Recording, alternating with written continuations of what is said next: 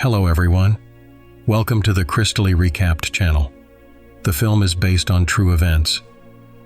Vietnam War veteran Max Erikson noticed a girl of Asian appearance and mentally returned to 1966, a time he would rather forget.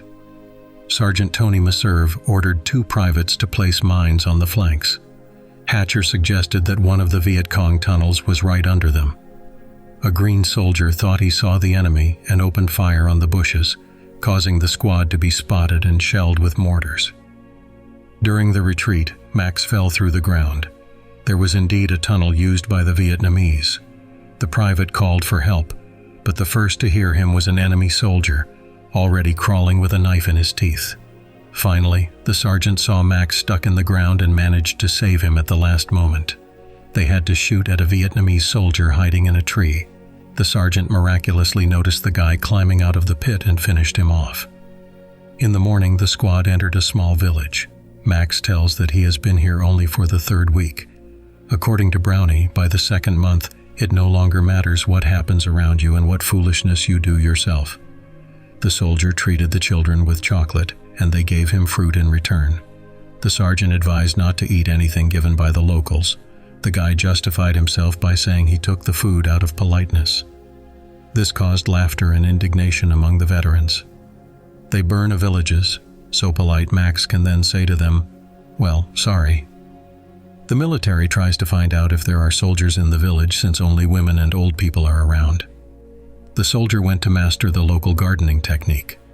Brownie advised him not to mess around and stick with the squad if he wants to return to his wife and child. Brownie pondered that he and the sergeant were close to discharge, but then he was hit by a burst of automatic fire. The shooting came from the bushes across the river. Simultaneously, a villager behind them threw a grenade at the Americans, and Max miraculously hit it with a grenade launcher. Due to a neck wound, Brownie lost a lot of blood, and a helicopter immediately arrived for the soldier. Brownie was the sergeant's old combat friend, and he restrained himself from crying. The squad returned to the military base. The soldiers drank beer and relaxed, only the sergeant was serious and tense. He cheered up his subordinates with the news that tomorrow they would go on reconnaissance. And what about Brownie? Brownie died.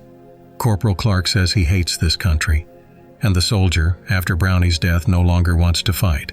After all, they are constantly retreating. In the evening, the squad wanted to get into the city to have some fun, but at the checkpoint they were turned back. For some reason, they were not allowed into the city today. The guys returned to the barracks. The sergeant introduced them to Private Diaz, who would replace Brownie. Tomorrow they will leave at dawn. They need to find bunkers and tunnels that are not on the map. And they will also leave an hour earlier to find a girl for entertainment and to boost morale in a nearby village. Max cannot believe that the sergeant is really going to kidnap a girl, especially since he has only a month left until the end of his service. Why would he risk that? But even before dawn, we see the squad walking through the village, looking into every hut where the locals sleep peacefully. In one of them, they found 2 sisters. Both of their mouths were covered, but the muffled cries still woke up the whole village. This happens just 10 meters from Max, and he can do nothing about it. Moreover, the privates were placed near the house to keep the villagers away. Judging by the soldiers' reactions, only Max is shocked by what he just saw. One of the girls was taken out of the hut. "Sorry," Max muttered hoarsely. The girl's hands were tied, and she was forced to go with the squad. Max approached the sergeant to talk about the kidnapped girl, but was immediately sent on patrol. Hatcher, the brute, wonders why they didn't do this earlier.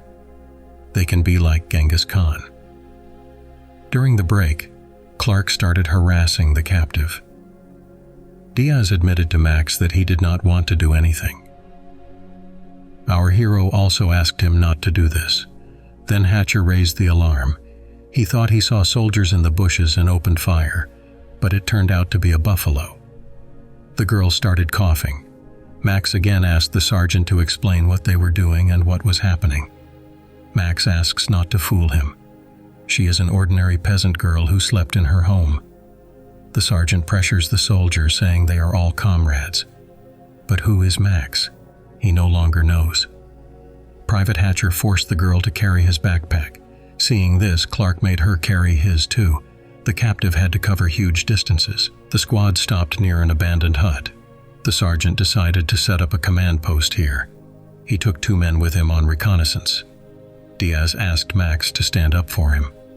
The privates agreed to support each other. Max approached the captive to treat a wound on her back. The poor girl looked at him like a frightened animal, but then realized he would not harm her. The sergeant decided to put some sense into the soldier. He apologized for snapping at him and then reminded him that they could only rely on each other. Meserve brought Max to the captive and tied her hands, but the guy turned around and left. The sergeant got angry. Clark was the first to go to the girl, followed by Hatcher. Max sat on the ground, gritting his teeth, trying not to hear her screams. Clark apologized for his behavior. In the evening, everyone lay on the ground while the sergeant smoked and played the harmonica. Morning came. Tony Meserve ordered the reconnaissance to continue. They walked through the jungle, and the captive began to weaken. Max helped her get up, and the sergeant leaned over to him and ordered him not to do that. Then he admitted to Max that he understood him. But you know the moral?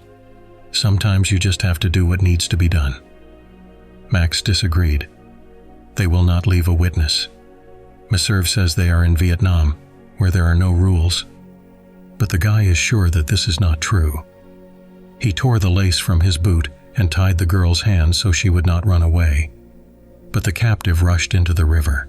Hatcher shot her at point-blank range. Max rushed to the body, but then a fierce battle began. Trying to lift the girl, he got shot in the arm. That's not all. Helicopters destroy the enemy camp, and Hatcher rushes to the medical tent. The doctor asked Max how he was feeling. The doctor prescribed him a sedative, and Max went to the military police. The sergeant, standing by Max's bed, apologized for making many mistakes. He offered Max a deal. If he changed his mind and did not go further with his complaint, the sergeant would arrange a 6-month leave for him and transfer him to another unit. Max refuses. He lets the sergeant know that he will go to the end because the girl was innocent, and they killed her. Meserve threatens Max. If he goes further with his complaint, he will make his life in the unit unbearable. But the soldier insists on his own. Max is sent to a military court where he tells everything that happened. His testimony is confirmed by other soldiers in the unit. The sergeant and his comrades receive various prison terms for their crimes. Veteran Max Erickson, waking up in our time, remembers all the horrors of the war.